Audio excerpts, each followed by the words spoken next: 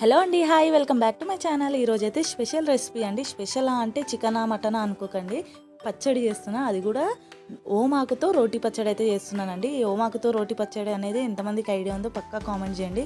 మనం ఓమాకుతో ఎన్నో రెసిపీస్ చేసుకోవచ్చు, రసం చేసుకోవచ్చు, బజ్జీలు చేసుకోవచ్చు. అందులో నేనైతే ఈరోజు ఓమాకుతో రోటి పచ్చడి అయితే చేస్తున్నా, అది మీకు చూపిస్తున్నా. టేస్ట్ మాత్రం చాలా బాగుంటుందండి. పక్కా మీరు కూడా ట్రై చేయండి. ఇప్పుడైతే మనకి హెల్త్కి కూడా చాలా మంచిది ఓమాకు అనేది తినడం వల్ల. హెల్త్ బెనిఫిట్స్ కూడా చాలా ఉంటాయి. అదేంటో నాకు కూడా తెలియదు, కానీ తినడం అయితే మంచిది అన్నది ఒక్కటి తెలుసు అంతే. ఇప్పుడు చలికాలం వానాకాలం ఓమాకుతో రసం గిటం చేస్తే పిల్లలకు కూడా సర్ది గిటంగా అవుతుంటుంది కదా, ఇలా రసం గిటం చేసినా చాలా మంచిదంట. నేను కూడా ఒకరు చెప్తే విన్నా, అదే మీకు చెప్తున్నా.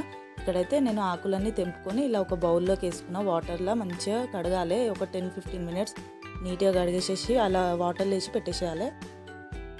నేనైతే ఇక్కడ ఒక గుప్పెడంతా ఓమాకైతే తీసుకున్నానండి, కొంచెమే చేసిన. మన చెట్టుకు అన్నీ పూసినాయని అన్నీ తెంపిన. ఇక్కడైతే ఒక ప్యాన్ పెట్టుకొని ఒక 1 టేబుల్ స్పూన్ శనగపప్పు వేసుకోవాలి, ఒక 1 టేబుల్ స్పూన్ మినపప్పు వేసుకోవాలి. మంచిగా మీడియం ఫ్లేమ్ మీద ఫ్రై చేసుకోవాలి, అంటే మొత్తం ఫ్రై చేయొద్దు.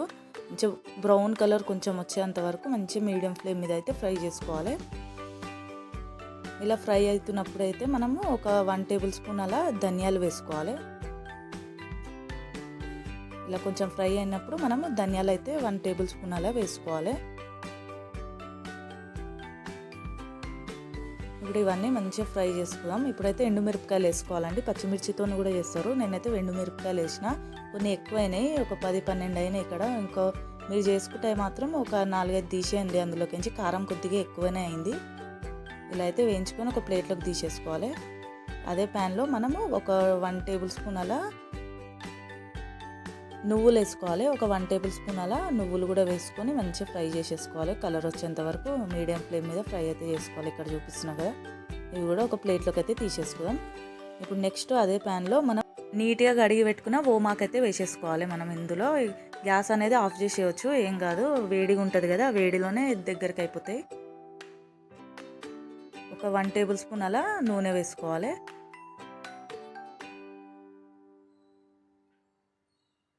ఇలా మంచిగా దగ్గరికి ఫ్రై అయిపోయాక ఒక 1/2 టేబుల్ స్పూన్ అలా పసుపు కూడా ఇందులోనే వేసేసుకోవాలి.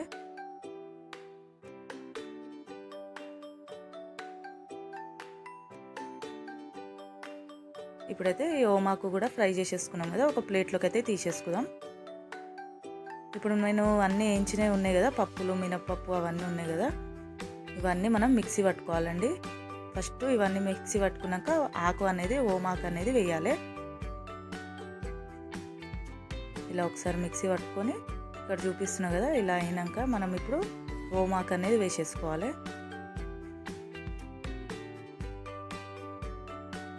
ఇలా ఓమాకు వేసుకున్నాక మనము ఒక చిన్న కొంచెం అంతా చింతపండు అయితే వేసుకోవాలి. కొద్దిగా ఉప్పు వేసుకోవాలి. ఇక మనకు తగినంత నేనైతే దొడ్డు ఉప్పు వేసేసిన. ఇప్పుడు మనము మిక్సీ పట్టుకోవాలి, మొత్తం పేస్ట్ లెక్క పట్టొద్దు, కొంచెం బరకగానే పెట్టుకోవాలి. ఇక్కడ చూపిస్తున్నా కదా, ఇలా పడితే చాలు. మీరైతే ఎండుమిరపకాయలు కొంచెం తక్కువనే వేసుకోండి, కొంచెం కారం అయిందన్నా కదా, కొంచెం ఎండుమిరపకాయలు అయితే తక్కువనే వేసుకోండి. పచ్చిమిర్చితో కూడా చేసుకోవచ్చు. ఇలా అయితే ఒక బౌల్లోకి తీసేసుకోవాలి. ఇప్పుడు మనం పోపు వేయాలి. ఇప్పుడు ఈ పచ్చడికి ఇలా కూడా ఖాళీ ఉల్లిగడ్డ కోసుకొని ఇలా ఇందులోనే పిసకాలి, ఇట్లా అలానే కలుపుకొని తిన్నా చాలా బాగుంటుంది. ఇప్పుడైతే నేను పోసు అయితే వేస్తున్నా. ఇక్కడ చూపించిన కదా, ఇలా అయితే పక్కకు పెట్టేసుకొని మనం పోపు రెడీ చేసుకుందాం. ఇక్కడ ఒక 2 టేబుల్ స్పూన్ అలా ఆయిల్ వేసుకోవాలి. ఆయిల్ వేడి అయ్యాక జీలకర్ర ఆవాలు వేసుకోవాలి. ఇందులో కావాలంటే శనగపప్పు, మినపప్పు వేసుకుంటారు, కానీ నేనైతే అవన్నీ వేయలేనండి. ఒక 2-3 ఎల్లిపాయలు దంచి వేసేసిన. 1-2 ఎండుమిరపకాయలు కూడా వేసుకోవాలి. కొద్దిగా కలమాకు. అయిపోయింది, పోపు రెడీ అయిపోయింది. మనం అందులో వేసేద్దాం పచ్చడిలో.